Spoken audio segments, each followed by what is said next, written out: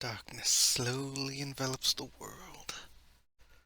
All you see is darkness. Slowly everything starts to come into light. And what you see is not what you believe you would see.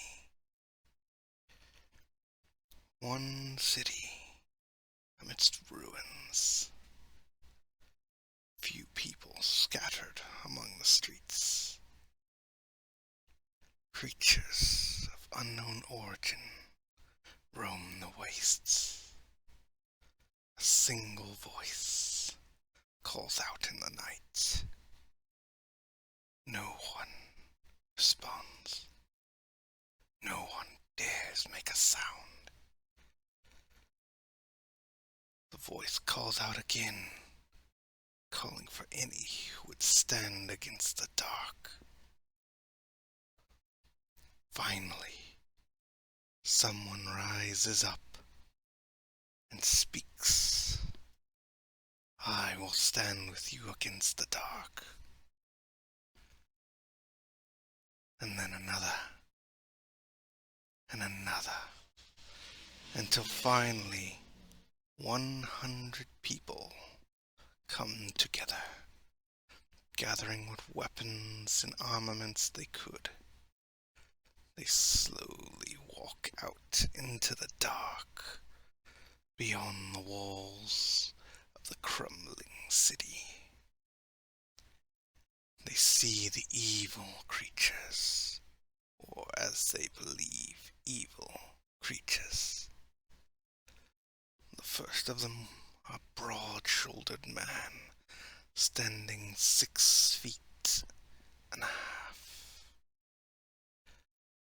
Muscles, a massive two-handed blade, raised high, charging full on, screaming at the top of his lungs, comes upon the first creature and swings with all his might straight down at this seemingly reptilian beast, only to watch as it twists its head sideways and snatches the blade, halting it in its tracks. Lifting its head upwards, one of its front legs lashing out, with razor-sharp claws cleaving the man in two. The rest stand in awe and horror at what they just witnessed. A young boy screams out in horror and casts a single spell, blinding the creature. Everyone charging in now that the creature is blind, striking with their axes and picks and whatever other weapons they could manage to get their hands on, only to realize that their weapons had no effect. The creature lunges forward, recovering its sight, spewing poison from its maw. Many fell to the poison. Some managed to get away. Others were torn asunder by its claws and teeth. Until a young woman came forth and cast another spell, holding the child to her, striking the creature with an unparalleled might, her fire spear barely scratching the creature. As the smoke clears, the creature grins and then is struck down by a dragon and carried away to be eaten. The creature was massive in size, yet next to the dragon it was but an insect. The people scurry back into the remnants of the city, only to see the dead rising up. Horror ensues. The people do their best to fend off the undead. And amidst all the chaos, standing upon a building's remains far away, Watching it all unfold, a single young man sits, wondering, waiting. Will any survive now that I've broken the boundary between these two worlds? Will any oppose me now that they know what I can do? As if on cue, a dragon lands next to him with the creature in tow, eating it.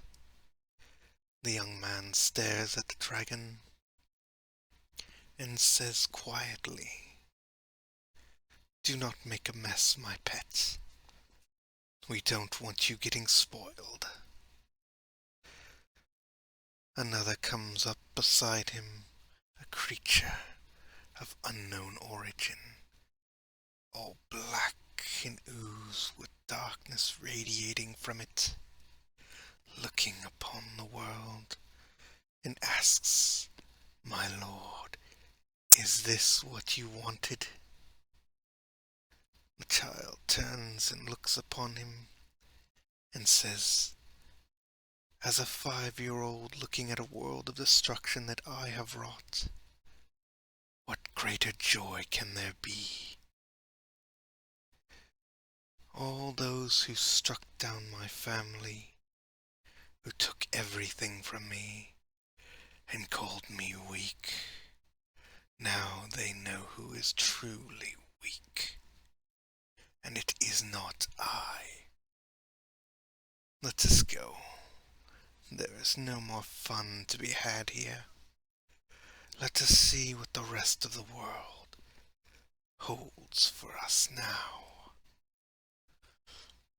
As they begin their journey, he has the unusual goo-like creature transform into a young child about the same age as he, of the opposite gender, and his dragon transforms into a nice little dog to walk at his side as they travel the now desolate streets with monsters abound.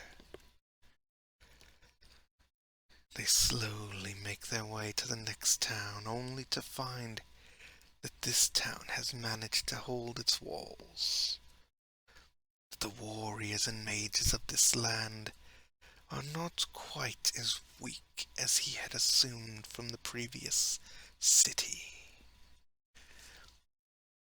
The soldiers fend off the monsters at the gates, the mages standing firm on the walls, casting their greatest spells, archers slinging arrows as fast as they can at the flying creatures, while the priests and civilians do their best to tend to the wounded and repair weapons, as well as supplying additional supplies to the troops, hoping against hope that they can hold back the hordes, hoping that they can win against the dark.